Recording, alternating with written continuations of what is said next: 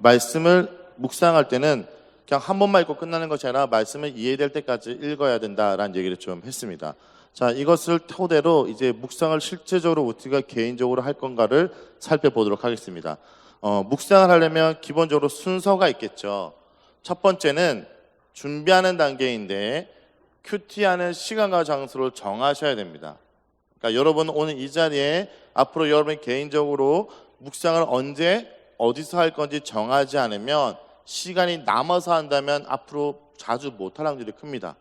지금 하나님 앞에 언제 어디서 할 건지를 시간을 한번 정한 것과 정하지 않는 건 다릅니다. 여러분 그 시간을 꼭 100% 지키지 못하더라도 주님께 어떻게 해요? 이 시간을 드린 것과 드리지 않는 차이는 되게 큽니다. 그래서 언제 어디서 하도록 시간을 정해놓고 실제 내 삶 가운데 말씀을 묵상할 수 있는 시간들을 좀 생각하고 고민하셔야 돼요. 제가 청년들에게 강의할 때는 이걸 알람으로까지 설정해서 맞춰놓으라고 합니다. 그리고 매일 삶이 규칙적이지 않은 경우에는 첫 번째 시간과 장소, 두 번째 시간과 장소, 그래서 몇 개의 케이스를 만들어서 언제가 혹시 못하면 그 다음 할 수 있는 시간을 정해서 나름대로 플랜 B도 만드는 게 좋습니다. 자, 그 다음 이제 그 시간과 장소에서 어떻게 해요? 기도를 하는데 큐티책을 피자마자 읽지 말고 먼저 기도하셔야 됩니다. 우리가 말씀을 묵상할 때 이 기도하는 건 좀 어려운 말로 하면 신학적인 용어로 얘기하면 성령의 조명하심을 얻고 기도한다는 건데, 여러분 성령님이 하시는 역할이 뭐냐면요, 하나님의 뜻이 이루어지도록 하는 겁니다.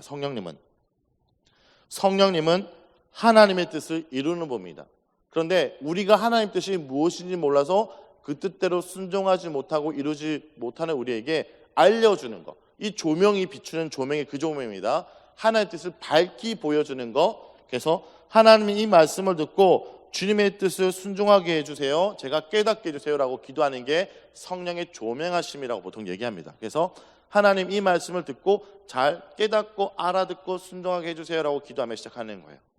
그 다음에는 이제 내가 직접 읽는 건데, 여러 번 말씀을 읽는 거 꼼꼼히 읽는 건데, 적어도 제가 제안 드린 것은 이렇게 3번 정도는 읽으시는 게 좋겠다. 소리내서 읽는다. 여러분 소리내서 많은 분들이 읽지 않으세요, 혼자 할 때도. 그렇지만 소리내 읽을 때 보세요. 소리내서 읽으면 내 입이 읽고 내 눈이 읽고 내 귀가 있죠. 내 얼굴에 있는 모든 감각이 동원되는 겁니다. 근데 눈으로 읽으면 어떻게 해요? 대충 읽는 겁니다. 모르는 거 넘어가고 아는 거 안다고 넘어가고. 근데 소리내면 한 글자 한 글자 내 입이 순종하고 내 눈이 순종하고 내 귀가 순종하는 거죠. 그 다음 내 손이 순종할 수 있도록 중요한 부분들을 표시하며 읽는 겁니다. 두 번째 읽을 때는 첫 번째는 소리내서 읽고, 두 번째는 표시하면서 읽고, 세 번째 읽을 때는 이제 읽은 내용을 나름대로 내용 요약하면서 기록하면서 읽는 겁니다.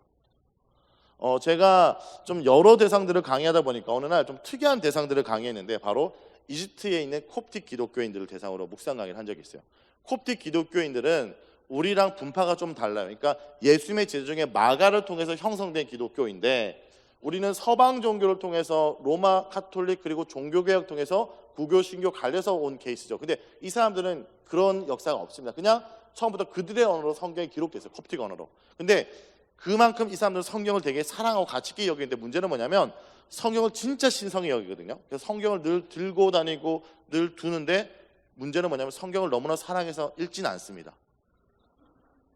중요하게 여기는데 이 내용을 읽으려고 하지 않습니다. 마치 소중한 부적처럼 두고 기도하지만 막 내용을 구체적으로 알아가는 노력을 하지 않습니다. 그래서 성경을 되게 신성히 여기는 이분들에게 제가 강의할 때 소리내서 읽을 때까지 이 사람이 동의했는데, 제가 밑줄을 끄세요 하니까 이 사람들이 벌떡이 나서 그건 신성 모독이라고, 어떻게 성경책에 밑줄을 끄냐고.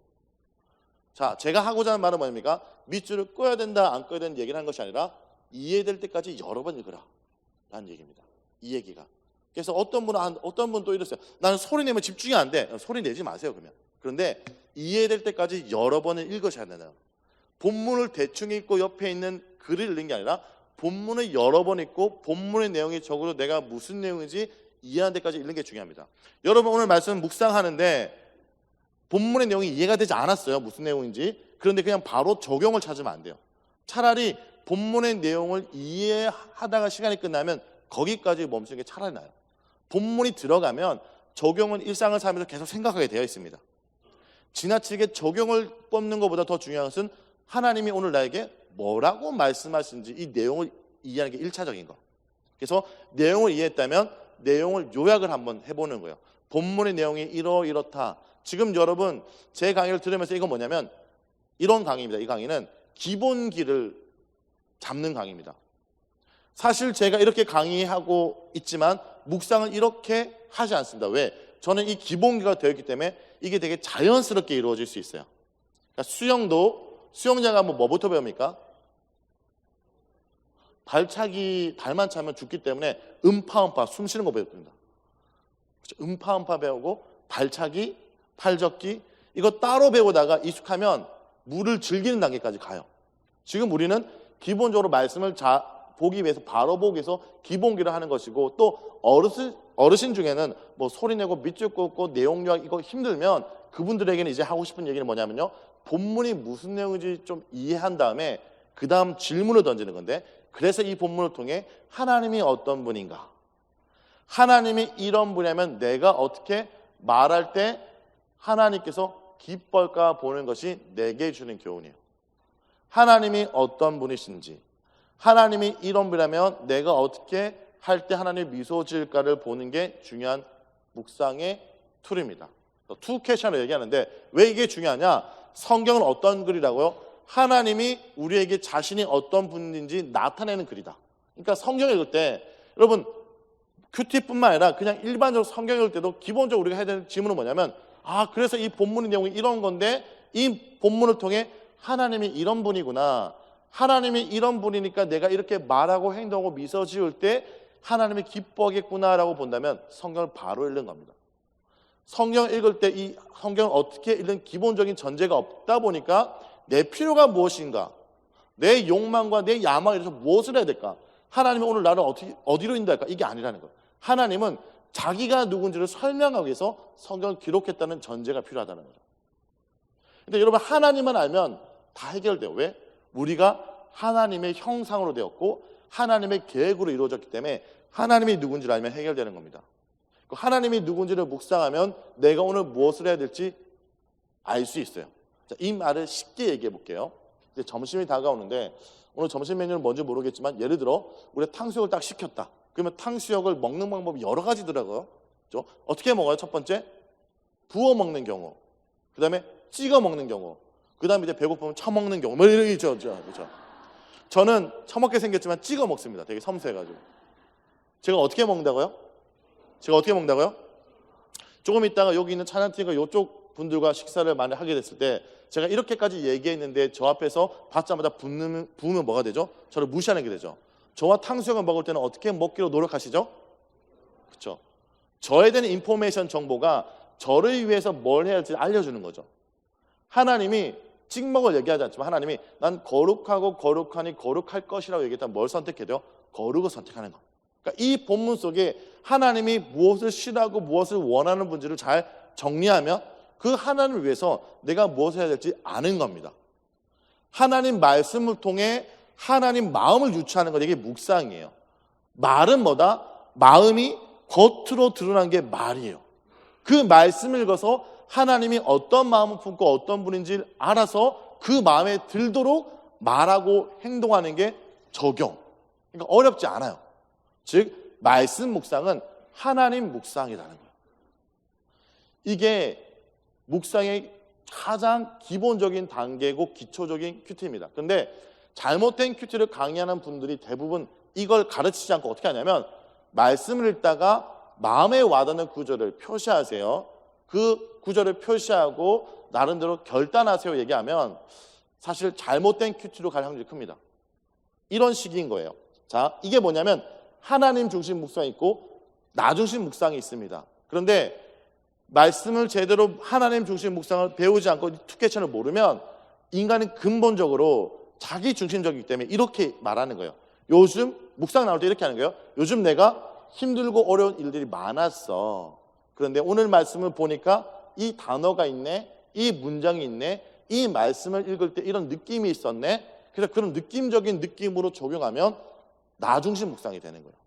하나님 말씀과 무관하게 은혜를 받습니다. 차라리 그럴 거면 기도하고 전화번호 책을 피우면 됩니다. 주님 오늘 저에게 주시는 말씀이 뭡니까? 폈더니 박기도, 기도하는 뜻이구나 이렇게 점치는 거죠. 그게 아니라는 거예요. 쫙 폈을 때 이런 점치는 게 아니라 하나님 말씀의 내용을 이해하는 물드는 과정이다. 그리고 말씀으로 내 인생을 점치는 게 아니라 내 인생을 어떻게 하면 말씀으로 하나님 백성으로 고쳐나가는 거다 라는 걸 이해하시면 이렇게 하셔야 돼요. 오늘 말씀을 읽어봤더니 본문의 내용이 이런 것이고 하나님에 대해서 이런 걸 얘기하네. 하나님이 이런 분야면 이 거울로 나를 비춰봤을 때 나는 현재 어떤 모습이지? 나는 무엇을 해야 될지? 하나님으로부터 시작하는 거예요. 그러니까 하나님이 무엇인지 하나님이 무엇을 얘기하는지를 알아들어야 그 다음 얘기를 할 수 있죠. 여러분 부부싸움을 이제 하지 않으실 것 같아요. 부부싸움을 하거나 연인과 관계에서 왜 소통이 안 일어나냐면 이런 거 있지 않습니까? 우리 남자분들 알잖아요. 내가 얘기하는 그 의도로 파악하지 않고 내가 하는 그 말 중에 한 단어가 꼬투리 잡으면 말이 안 되죠. 그렇죠?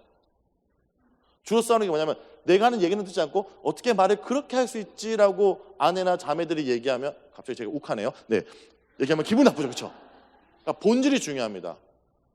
이 말씀을 통해서 하고자 하는 마음이 무엇인지 그 말을 통해 유추해야 되는데 그게 아니라 어떤 단어, 어떤 특정한 것을 통해서 말한다면 엉뚱한 걸 묵상하는 거예요. 그거에 대한 실험을 한번 보여줄게요. 이게 묵상을 잘하는 원리가 여기 있는데 한번 보세요. 실험입니다. 주의 집중력, 바로 기억력을 높이는 첫 번째 관문입니다. 지금부터 주의를 기울여서 카드를 잘 기억해 주세요. 네, 오늘은 제가 여기 있는 이 카드를 가지고 여러분께 재밌는 마술 한 가지 보여드리겠습니다. 자, 카드를 잘 보시면 각기 다른 카드들로 구성이 되어 있고요. 뒷면은 파란색인 일반 카드를 준비했습니다. 이 카드를 제가 박지윤 씨 앞에 쫙 펴드릴 테니까 카드를 유심히 보시고 마음에 드는 카드 한 장만 아무거나 선택해 주세요.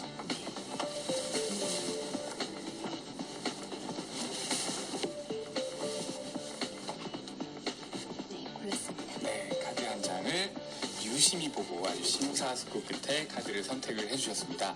자, 이 많은 카드들 중에서 어떤 카드를 고르셨을지 저도 굉장히 궁금한데요. 여러분도 이제 박지윤 씨가 선택한 카드를 다 같이 확인해 주시면 되겠습니다. 자, 박지윤 씨 카드를 확인하셨으면 카메라에 정확하게 카드를 오픈해 주세요. 네, 제가 고른 카드는 바로 이겁니다. 스페이드 에이스 카드를 골라주셨네요. 자, 그러면 제가 다시 카드를 이쁘게 동그랗게 펴드릴 테니까 아무 곳에나 카드를 찔러 넣어주세요. 중간에 좀 콕 집어넣어주셨습니다. 자, 중간에 들어간 카드를 제가 다시 카드를 펴서 그 카드를 찾아보도록 하겠습니다. 선택하신 카드는 스페이드 에이스였고요. 이 카드는 여러분들이 아시다시피 뒷면이 파란색인 일반 카드였습니다. 자, 근데 여기서부터 신기한 일이 벌어지는데요. 제가 카드를 합쳐서 사인을 주고 바닥에 펼쳐보면 모든 카드의 색깔은 빨간색으로 바뀌고요. 선택하신 스페이드 에이스만 여전히 파란색으로 남게 되는 그런 마술이었습니다. 자, 여러분 색깔 바뀐 거 보셨나요? 잘 봤다고 생각하십니까? 이 네 가지가 바뀐 거 보셨어요? 카드 마술이 아닙니다. 진짜 문제는 색이 달라진 네 곳을 찾는 것이었죠. 자, 무슨 얘기냐면요. 보통 카드 마술을 얘기하는 순간부터 주의 집중력, 바로 이 카드가 어떻게 바뀌는지에 대한 포커스를 둡니다. 그래서 저 사람이 손을 보면서 저 사람이 어떤 마술을 부리고 있는가라고 주목을 하게 되죠. 그렇지만 이 실험은요, 카드가 아니라 카드가 우리가 주목하고 있을 때 저렇게 옷과 테이블과 뒤에 배경을 바꾸는데 인지를 못해요. 왜 그럴까요? 나는 카드만 보기로 결정했으니까. 그러니까 어떤 질문을 던지고 보냐에 따라 볼 걸 보기도 하고 엉뚱한 걸 보기도 하는 거죠. 하나님에 대한 글인데 내 필요가 뭔지를 보면 엉뚱한 게 보입니다. 예를 들어 이런 거예요. 한국에 이런 현상이 많이 일어나는데 드라마가 이렇게 진행되면 드라마의 내용은 보지 않고 그 드라마 여주인공이 입었던 브랜드가 막 뜹니다. 그렇죠? 그 자매의 옷에 대해 관심을 갖는다면 보긴 보지만 본질이 아닌 걸 보는 거죠. 그렇죠? 그래서 우리도 말씀을 묵상할 때 중요한 거 여러분 오늘 이것만 기억하셔도 좋아요. 하나님이 어떤 분입니까를 본문을 통해 질문해야 되고 나눌 때도 여러분 제가 좀 이따 GQ에서는 교환을 보여드리겠지만 이것들을 그대로 나누기에 시간이 없다면 그리고 가정에서도 뭐 나눌 때도 본문을 읽고 내용을 어느 정도 설명한 다음에 설명도 설교처럼 하는 게 아니라 본문의 내용을 어느 정도 읽고 옆에 보면 가이드가 있으니까 설명한 다음에 그래서 너가 발견한 오늘 하나님은 어떤 분이었니?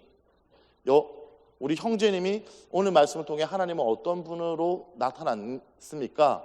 하나님이 이런 분이었다 해서 하나님이 발견한 하나님을 얘기하고 하나님이 그런 분이라면 내가 어떻게 할 때 하나님이 기뻐하실까? 근데 하나님이 어떤 분이면 어떻게 드러나냐면 하나님이 하신 일과 사역을 통해서 그리고 하나님이 나는 이렇다 저렇다는 자기 표현 그리고 하나님이 이렇게 해라 그러면 내가 이렇게 하리라. 예를 들어 이스라엘 백성들에게 신명기에서 너희가 그 땅 가운데 이방인과 어울리지 말고 그 땅을 정복해라. 그러면 내가 너희들 그 땅 가운데 영원히 거주할 수 있도록 하겠다 라는 약속과 명령.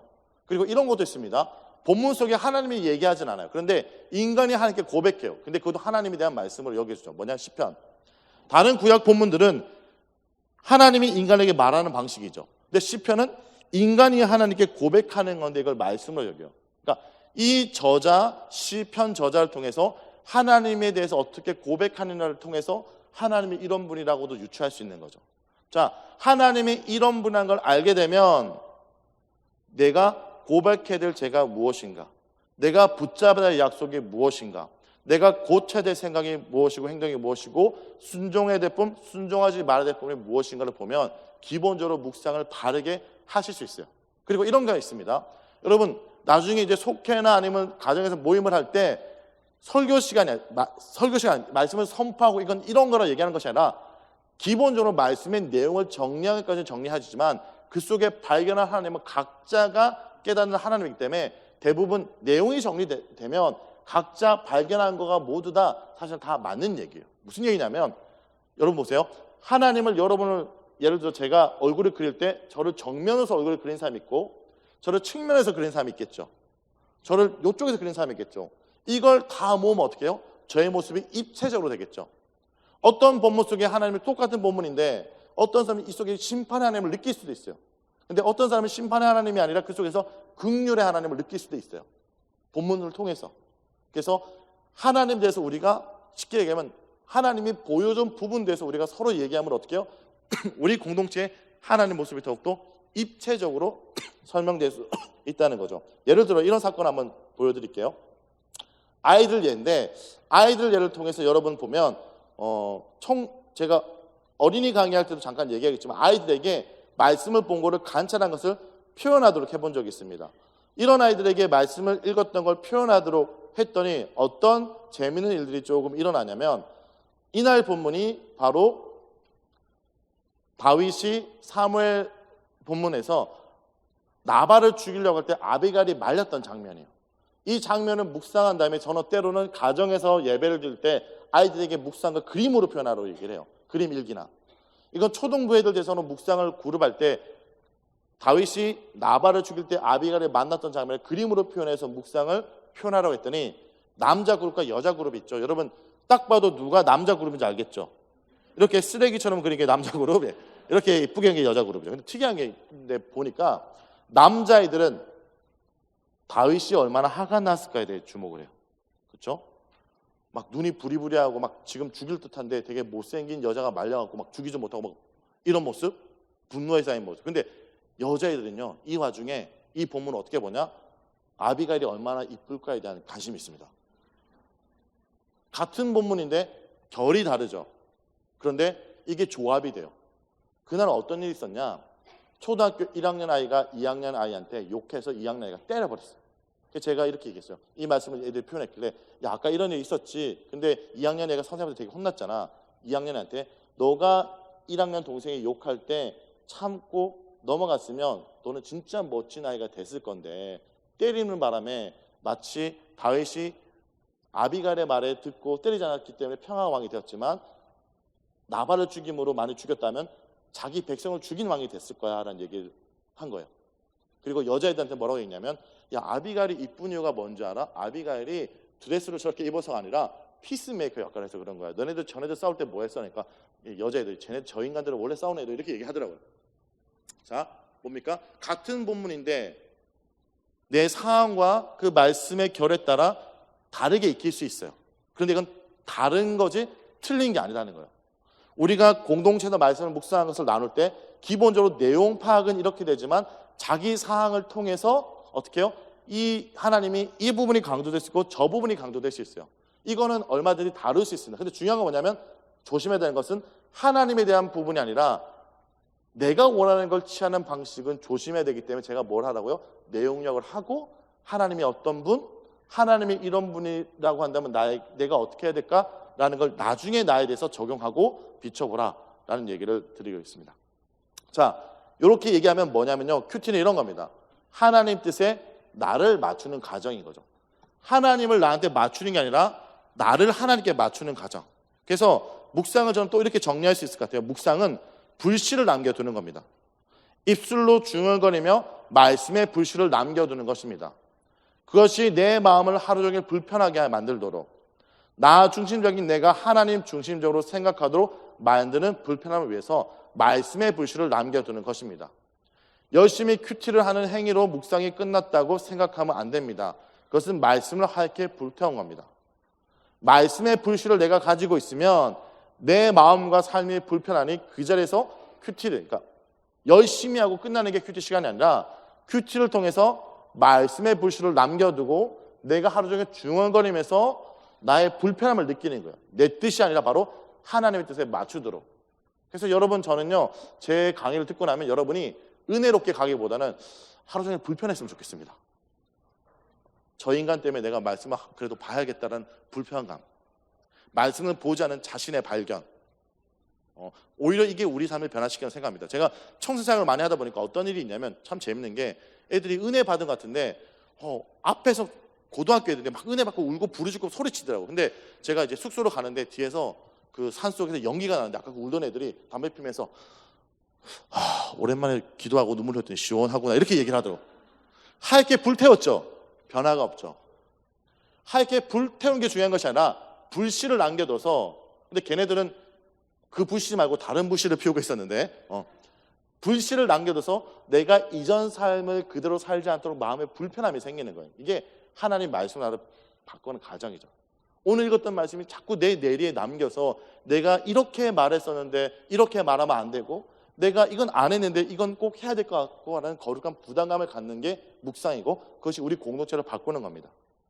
그래서 마지막 뭘 해야 되냐면 불씨를 남겨두도록 기도 제목을 만드셔야 돼요. 기도 제목을 만들어 이걸 계속 되뇌야 됩니다. 제가 목사수를 받고 제가 나름대로 고민이 됐던 게 뭐냐면 이런 겁니다. 제가 그래도 목사로서 저를 하루에 1시간 반, 1시간 정도 기도를 하는데 목사수를 받았더니 기도를 더 해야 될 거 생각이 들더라고요. 제가 아이가 3명이나 있어요. 8살, 5살, 3살. 근데 제가 기도를 하루에 1시간 반에서 늘려서 하루에 4시간 정도 기도를 하면 어떤 일이 벌어진지 아십니까? 능력이 임하는 게 아니라 우리 아이들이 아빠를 싫어합니다. 아빠 안 놀아줘. 제가 말씀 묵상을 적어도 남들보다는 많이 하는 편이니까 하루에 5, 6시간 하지만 제가 말씀 묵상을 10시간 한다면 여러분 하나님께서 어떻게 해요? 쉬지 말고 기도하라. 오직 여호와의 율법을 주하라 묵상하라 했으니까 이거 문자대로 제가 10시간 묵상하면 어떤 일이 벌어진지 아십니까? 저희 아내가 저를 되게 싫어할 겁니다. 오늘 집에 가서 또 분리수거도 해야 되고 집청소도 해야 되는데 제가 그러고 있으면 안 되겠죠. 근데 하나님 명령을 했어요. 어떻게 해야 되죠? 쉬지 말고 기도하고 여호와의 율법을 저를 묵상해야 되는데 근데 제가 큐티를 하고 이것을 발견하니까 쉽더라고요.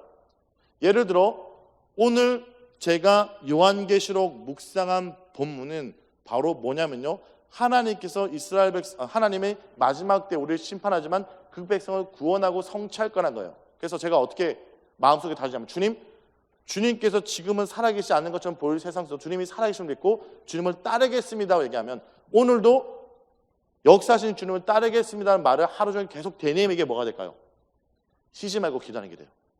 이걸 계속 되뇌이게 뭐가 될까요? 오직 여호와의 율법을 주하라 묵상. 그러니까 말씀을 통해서 마지막 기도 제목을 가지고 계속 되뇌이면 기도가 되는 거고요. 이걸 계속 되뇌이면 뭐가 된다? 여호와의 율법을 주하라 묵상하는 게 돼요. 그래서 묵상하다는 단어의 어원의 뜻이 중얼거리다는 뜻입니다. 여러분이 정했던 그 시간에 말씀을 갖고 기도 제목을 만들어서 중얼거리면 그걸로 하루 종일 기도하는 거고 그걸 계속 중얼거리면 어떻게 해요? 말씀을 묵상하는 거고 말씀을 붙들 때 주님께서 그 말씀을 붙드는 우리 때문에 우리 삶을 붙드신다. 아멘. 네. 자, 그렇게 하는 거예요.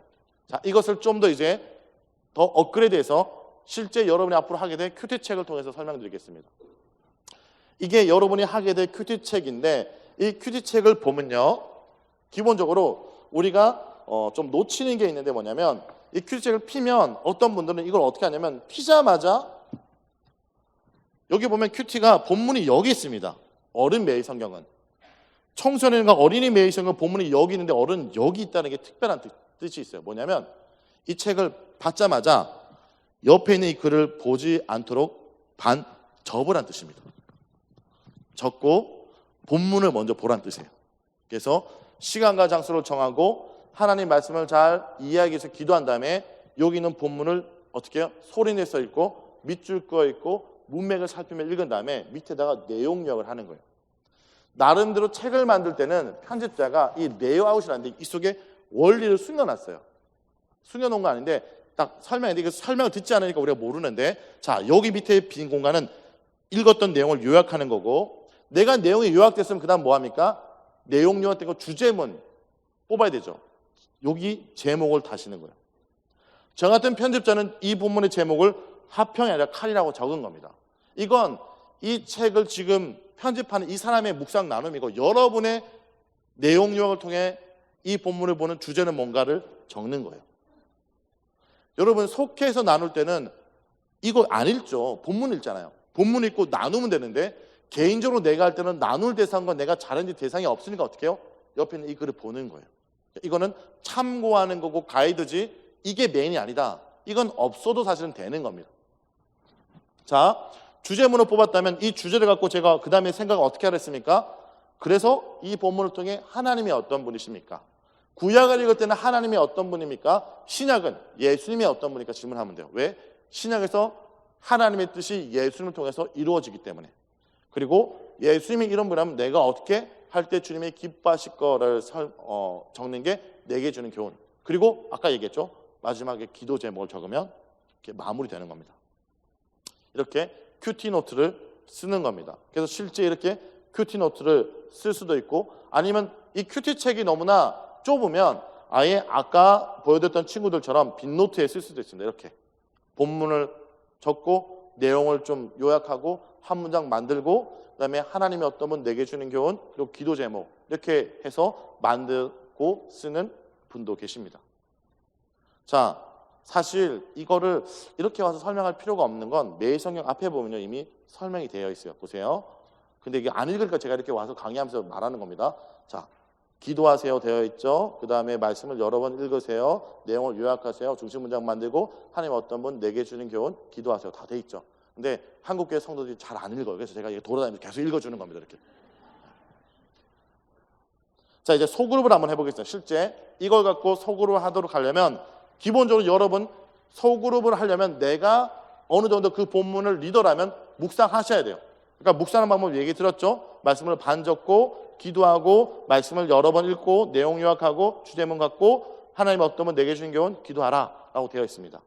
자, 그러면 여러분 먼저 한번 이 창세기 1장 1절부터 13절 내용을 한번 거기 페이지가 있나요?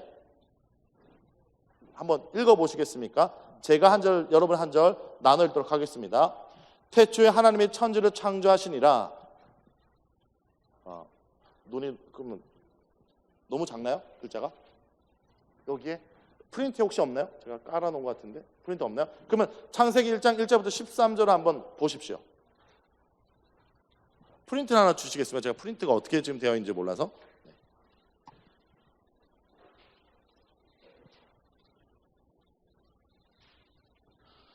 아, 여기는 이렇게 되어 있군요. 네. 자, 지금 같이 할 거 뭐냐면 여러분이 매일 성경을 1월 달에 피면 1월 1일 본문입니다. 1월 1일 본문을 한번 실습할 거고 그 다음에 또 요 매일 성경 보면 GQS를 해서 그룹 나눈 본문도 있습니다. 그래서 일단 뭘 먼저 할 거냐면 1월 1일 내가 스스로에 대한 큐티를 한번 같이 한번 해보겠습니다. 아까 그 순서 기억하시고요. 자, 제가 한 절, 여러분 한 절씩 나눠 읽겠습니다. 태초에 하나님이 천지를 창조하시나 땅이 창조하시니라.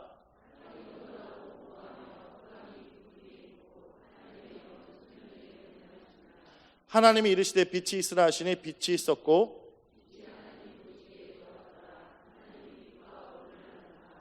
하나님이 빛을 낮이라 부르시고 어둠을 밤이라 부르시니라. 저녁이 되고 아침이 되니 이는 첫째 날이라.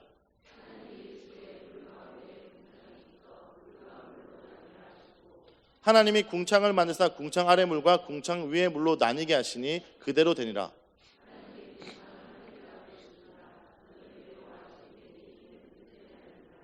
하나님이 이르시되 천하의 물이 한 곳으로 모이고 묻이 드러나라 하시니 그대로 되니라.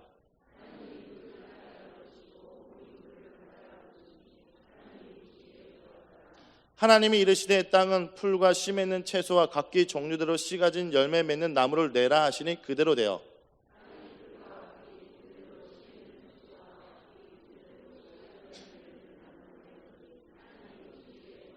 같이 읽겠습니다. 저녁이 되고 아침이 되니 이는 셋째 날이니라. 여러분 1월 1일 매일 성경 이제 딱 그 첫날 하면 본문이 이건데요. 창세기 1장 1절부터 하니까 여러분 새 마음으로 할 수 있겠죠. 저희가 6년 주기인데 이번 6년 주기가 끝나요. 그래서 요한계시록을 제가 묵상하고 있고 1월 1일부터 창세기가 6년 동안 창세기부터가 쭉 이렇게 돌아가게 됩니다. 자, 근데 이날 묵상을 이제 하면 어떻게 순서 기억하시죠? 첫 번째 어떻게 합니까? 시간 정하고 기도하고 이렇게 소리내서 읽은 다음에 그 다음에 뭡니까? 여러분이 스스로 밑줄 거 있고 그 다음에 앞뒤 문맥을 살피면서 어떻게 해요? 내용을 요약하고 내용을 요약한 다음에 어떻게 합니까? 그래서 하나님이 어떤 분이시고 하나님이 이런 분이라면 내가 어떻게 할 때 하나님이 기뻐할까를 적은 다음에 주님 하루를 이렇게 살겠습니다 라고 적으면 되는데 여러분 시간이 많지 않으니까 한번 이 본문을 그래도 잘 아는 본문이니까 이 본문의 내용이 뭡니까? 본문의 내용을 요약한다면 어떤 내용이 들어가겠습니까? 하나님 창조했다. 여러분 이제 그냥 창조했다라고 하면 조금 본문의 주제는 맞지만 내용에서 들어갈 게 있습니다. 어떻게 창조했다고 얘기하죠? 말씀으로 창조했다가 중요한데 좀 설명을 드릴게요. 이거는 이제 제가 구약 개간 강의나 이런 걸 할 때 주로 하는 것 중에 하나인데 여러분 하나님께서 말씀으로 창조했다는 것을 이 본문 속에 되게 강조합니다. 왜냐하면 성경에서 하나님이 창조를요 2번이나 설명하는 거 아세요? 자, 설명드릴게요. 창세기 1장 1절부터 2장 3장은 하나님이 말씀으로 세상을 창조했다고 딱 설명하신 다음에 2장 4절부터 하나님이 목적을 얘기해요. 하나님이 형상으로 인간을 만들었다는 얘기를 하면서 창조의 목적을 얘기하면서 창조를 한 번 더 설명해 주세요. 그래서 나중에 읽어보시면 묵상하면 알겠지만 순서가 처음에 창조 설명했더랑 뒤에가 달라요. 처음에는 말씀으로 하나님이 이런 순서로 창조했다는 걸 얘기한 걸 강조하고 있다면 뒤에는 어떤 목적으로 창조했냐를 얘기해서 인간을 먼저 창조한 것처럼 얘기해요. 그래서 이 중간에 어떤 구절이 있냐면 이런 구절이 있어요. 한번 읽어보실까요? 2장 4절에 시작.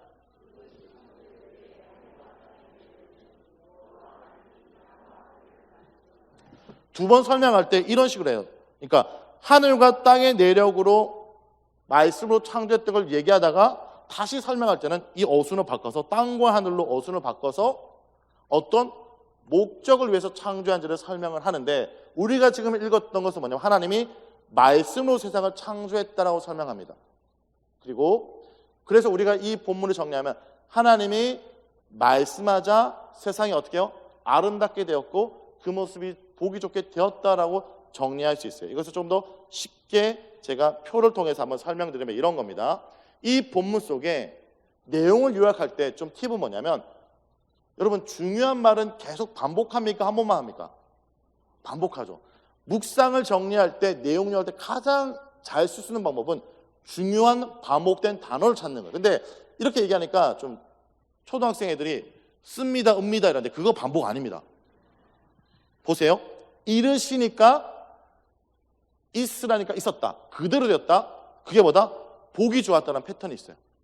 하나님이 말했는데 말한 대로 된 게 보기 좋았다. 그러면 하나님 어떤 분이 정리하면 어떻게 됩니까? 하나님이 말씀하니까 세상이 그대로 됐다. 시작되었고 어떻게 해요? 그 모습이 아름답게 되었다. 자, 이게 왜 중요하냐면 이 사건이 나랑 어떤 연관이 있죠?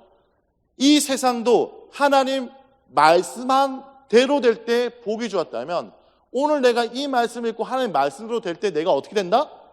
나 또한 보기 좋게 된다는 얘기를 하고 있는 겁니다. 성경은요 어디서부터 왔고 어디로 갈지 모르는 우리들에게 그 시작을 선언하면서 시작해요. 창세기 1장 1절 뭐라고 돼 있어요? 시작. 다시죠. 네. 하나님이 시작했고 하나님으로부터 왔다는 얘기를 하면서 이 말씀을 너희가 읽고 순종할 때 이 세상이 말씀대로 될 때 보기 좋게 바뀐 것처럼 너희들 인생도 어떻게 다 그렇게 될 거라는 것을 강조하고 있는 겁니다. 그래서 저는 이 말씀을 이렇게 적용했었어요. 하나님 말씀으로 창조된 나는 오늘 특별한 삶을 살아야 된다. 그것은 말씀을 읽고 묵상하고 적용해야 하나님의 말씀이 나를 아름답게 만들어 가도록 해야 된다. 창세기 1장을 말씀으로 세상을 창조한 것처럼 하나님이 오늘 나에게 어떻게 해요? 새 창조를 이루어진다는 것으로 내용을 요약하고 주제문을 뽑고 정리하는 과정을 말씀드렸어요. 자, 근데 이걸 들으면서 아니 왜 그렇게 보지? 그러면 좀 더 본문을 좀 설명드릴게요. 말씀하기 전에 세상이 어땠냐면 formless, empty, darkness, 그러니까 혼돈, 공허, 흑암이라는 표현을 씁니다. 하나님이 3절에서 말씀하기 전에 세상이 혼돈하고 흑암 있고 그리고 공허했다. 여러분 혼돈, formless 어떤 틀이 없어요. 근데 말씀하자 물과 묻이 나누죠. 말씀하자 밤과 낮이 나누죠. 말씀하시니까 경계가 생기고 그 속에 어떻게 해요? 체험이 있죠. empty였는데 말씀하자 full 가득 차고 darkness였는데 빛이 있죠. 말씀하자의 변화가 있다는 것이 여러분 이거를 어떤 사람들은 이걸 막 그림으로 표현하는데 이거 그림으로 표현할 필요가 없어요. 이건 영적인 단어예요. 이런 형태로 그릴 수가 없습니다. 왜냐? 혼돈한데 공허하되 이게 느낌이 물질적인 어떤 걸로 느낄 수고 표현할 수가 없어요. 근데 이렇게 설명해 볼게요. 느낌이 딱 오도록 제가 설명해 드릴게요. 중학교 2학년 아이가 있는데 교회를 딱 왔단 말이에요. 제가 물어봐요. 야, 네 방 청소 했어 안 했어? 얘가 안 했대. 그러면 그 방 상태가 뭐예요? 혼돈이야, 혼돈. 그 방에 가만히 앉아있으면 마음이 어때요? 공허하죠. 그 혼돈한 방에 마음이 공허한 상태에서 앞으로 10년 뒤에 자신의 삶을 돌아보면 뭐예요? 그게 흑암이라고 얘기하는 거예요. 근데 말씀이 오자 어떻게 해요? 그 방이 정리되고 체험이 있고 빛이 있는 거. 말씀이 오자 공허하고 혼돈하고 흑암 중에 우리 인생이 이렇게 질서 있고 체험 있고 빛으로 바뀔 것을 창조의 사건으로 얘기하면서 그 창조가 우리 개인에게 일어날 것을 강조하고 있어요. 그래서 창세기의 1부와 2부가 바로 하나님이 말씀하시되라는 단어로 연결하고 있어요. 바로 세상 가운데 하나님 말씀하자 공허하고 혼돈하고 흑암 중에 있던 세상이 바뀐 것처럼 하나님이 아브라함이라는 한 사람에게 말하자 공허하고 혼돈하고 흑암 중에 있던 이 아브라함의 인생이 바뀌어요. 그리고 그 표현에 이르시되는 표현이 있어요. 성경에서 이르시된 단어가 가장 많습니다. 하나님은 어떤 분이요? 말씀하는 분. 하나님이 말씀한다는 뜻이 뭐예요? 오늘도 하나님 나에게 말씀한다? 나를 포기하지 않았다는 뜻이에요. 말씀하고 말씀해서 하나님이 우리를 바꿔놓는 것이니까 하나님이 아브라함에게 말했는데 그럼 아브라함이 공허하고 혼돈하고 흑암 중에 있었나요? 그렇죠. 왜냐하면 11장에 보면 이르시기 전에 동생 하란이 죽죠. 자기 아내는 아이를 갖지 못하죠. 한 남자에게 형제를 잃고 아내가 아이를 갖지 못한 내일이 없는 인생을 살았던 이 아브라함에게 하나님이 이르시자 아브라함이 아브라함 되는 거예요. 이게 창세기 1장 1절이 성경 전체의 제일 앞부분에 있는 프롤로그의 역할을 그러니까 제일 앞부분에 있는 역할을 하면서 어떻게 해요? 전체가 어떻게 흘러갈지를 설명하고 있는 글이 되는 거예요. 이 책을 네가 읽으면 세상이 말씀대로 돼서 아름답게 바뀐 것처럼 이 말씀을 묵상할 때 어떻게 그 말씀이 나를 바꿀 거라는 것을 설명하게 창세기 1장 1절. 근데 이 과정을 제가 내용을 요약하고 한 문장 정리하는 과정을 통해 결단하고 적용했다라는 것입니다. 그리고요, 이제 여러분이 나눔을 할 건데 나눔 때는 뭘 얘기하냐? 이런 얘기를 하는 게 아니라 나눔은 그래서 오늘 본문 속에 하나님은 이런 분이셨다. 하나님이 이런 분인데 현재 내 모습은 이런 것 같다. 그래서 나는 이렇게 하란다. 라고 하시면 되는데 이 모임을 이렇게 하는 게 쉽지 않아요. 그래서 기본적으로 매일 성경 보면 자 여기는 이게 있습니다. 매일 성경을 보면요. 금요일 정도 되는 본문에 그룹에서 하라고 GQS라는 게 있어요. 가이드가 있습니다. 이렇게 가이드가. 그래서 이 가이드를 따라하면 되는데 이 가이드를 인도할 여러분은 이제 리더니까 보면요. 이 가이드를 할 때 어디를 보시면 되냐면 이거에 대한 답이 기본적으로 나와 있기도 하고 이 책이 제일 뒤에 아니면 성수연의 홈페이지에 가시면요. 이게 홈페이지인데 자료실이 있어요. 이 자료실에 여기 작년이 되어 있는 파트를 클릭하시면 여기 자료실에 여기 있는 파트를 클릭하시면 이렇게 그룹, GQS 그룹 해설과 또 가정 예배 해설도 있습니다. 그래서 리더들이 이걸 읽고 말씀을 우리가 어느 정도 점검하고 중요할 수 있도록 가이드가 있어요. 그래서 이걸 읽고 기본적으로 준비하시면, 그래서 여러분이 그런 거 있지 않습니까? 이거 인도할 때 혹시 내가 모르는 거 나오면 어떻게 하지 하는 불안감이 있죠. 그렇기 때문에 기본적으로 이것을 읽어보시면 충분히 할 수 있다라는 거고요. 그리고 무엇보다 나눔이 왜 중요한가 한번 설명을 드리겠습니다. 여러분, 나눔은 묵상의 꽃이라고 얘기하는데 실제로 보면 묵상의 무덤이 되는 경우가 많아요. 묵상을 통해서, 나눔을 통해서 활성화되는데 오히려 이걸 통해서 묵상을 안 하게 되거나 오히려 시험 동요가 되게 많습니다. 예를 들어 이런 거요. 어떤 교회 갔더니 묵상 모임 안 하겠대요. 시험 들었대요. 여러분, 묵상 나눔 모임에 쉽게 얘기하면 기도 제목을 나누는 건 좋지만, 여러분 묵상 나눔 모임은 비밀 기도 제목을 나누는 시간 아닙니다. 여러분 교회에서는요, 진짜 내가 의지할 대상 말고는 너무나 비밀을 얘기하면 안 돼요. 교회 비밀은 뭔지 아세요? 그게 비밀인지 모두가 아는 게 교회 비밀입니다. 그래서 묵상 나눔 모임 때 말씀을 근거로 나누는 건 좋지만, 내가 오픈했을 때 되게 감당할 수 없는 것들은 너무 거기서 하면 안 돼요. 어떤 교회는 이렇게 간증하고 한다고 해서 소위 뭐냐면 이런 게 있어요. 내가 이만큼 말씀을 보고 산다는 걸 자랑하고 해서 너무 묵상의 나눔도 너무나 내 내면에는 깊이를 하다 보니까 나중에 자신 스스로 감당되지 않는 경우가 있어요. 그래서 인간의 연약함 때문에 그런 것이기 때문에 기본적으로 이 나눔을 할 때도 솔직하게 하지만 모든 걸 다 고백할 필요는 없어요. 그러니까 본문에 대해서 아는 겁니다. 그리고 이 묵상 나눔은요, 말씀을 알아가는 과정이지 교제하는 모험이 아니에요. 여러분, 교제는요, 세상의 동호회나 커뮤니티가 더 재밌습니다. 근데 우리는 말씀을 가지고 연합되는 거예요. 그리고 교회 공동체는요, 교제하는 공동체는 말씀을 갖고 서로 연합되는 공동체고, 교회는 섬기는 공동체지만 그냥 섬기면 뭐가 더 잘하냐면 NGO가 더 잘해요. 우리는 말씀을 순종해서 섬기는 거예요. 늘 우리의 모든 사역에는 말씀이 기본이 되어야 된다는 거죠. 자, 그것을 하기 위해서 이것을 활용하시면 되는데, 자, 기본적인 순서로 설명드리겠습니다. 먼저 모였을 때 함께 찬송하고 그 다음에 대표가 먼저 기도합니다. 이 기도는 다른 게 아니에요. 주님, 우리가 함께 말씀을 읽는 가운데 깨닫게 해주시고 서로가 서로에게 말씀을 읽고 나눔으로 도움이 되게 해주세요. 우리가 하나 되게 해주세요라는 기도. 그리고 말씀을 어떻게 해요? 같이 읽습니다.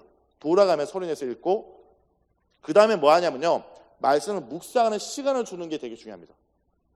여러분, 묵상 나눔 시간에 대부분 어떻게 하냐면 그 주간에 했던 걸 나눈다면 좀 힘들어요. 왜냐?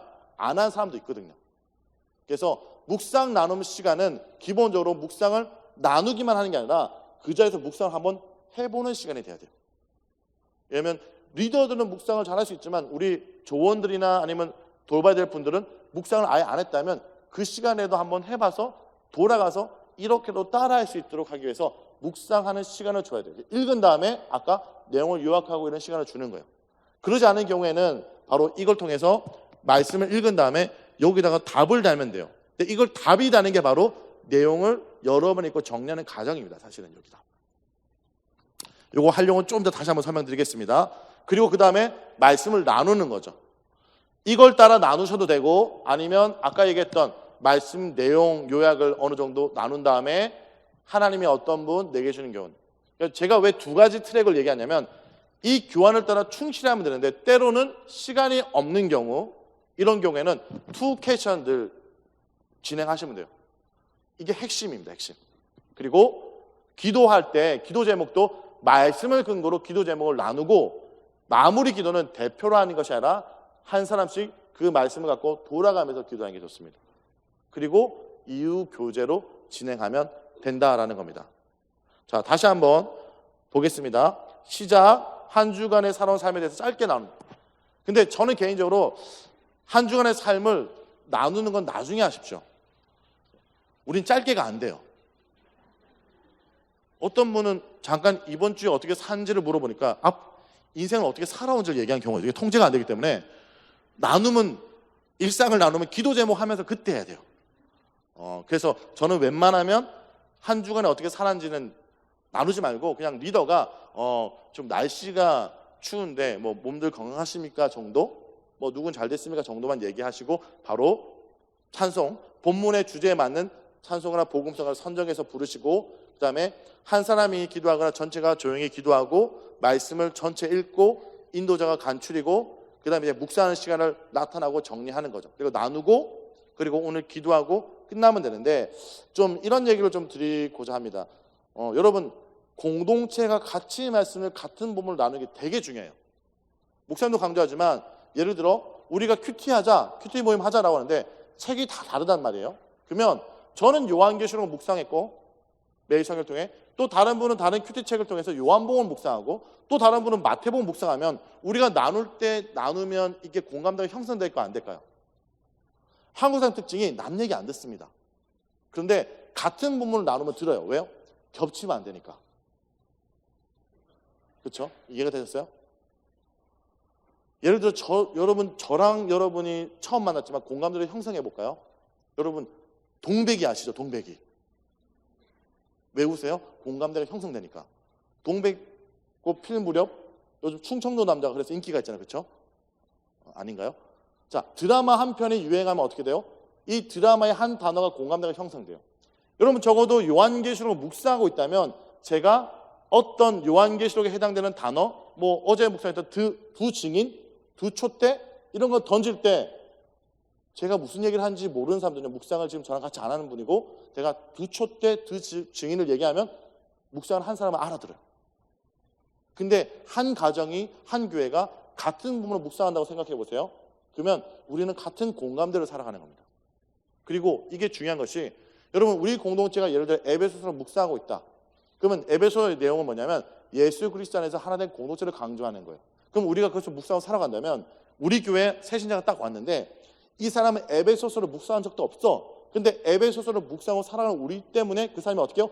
에베소서의 말씀을 간접적으로 경험하는 거예요. 이게 묵상의 생태계라는 겁니다. 요한계시록 묵상하는 사람들이 모여있는 그곳에 요한계시록 묵상하지도 않은 사람이 왔지만 이 사람을 통해 마지막 때에 어떻게 살지에 대한 요한계시록의 말씀을 간접적으로 보고 누리게 되는 거예요. 그래서 우리가 함께 같은 본문을 읽고 가는 게 너무나 중요해요. 그래서 같이 말씀을 나누도록 해야 되는 거고요. 그리고 그래서 주어진 게 GQS입니다. 또 시간이 되었네요. 잠깐 10분 쉬고 GQS 가정예배까지 마지막 강의를 하도록 하겠습니다. 감사합니다.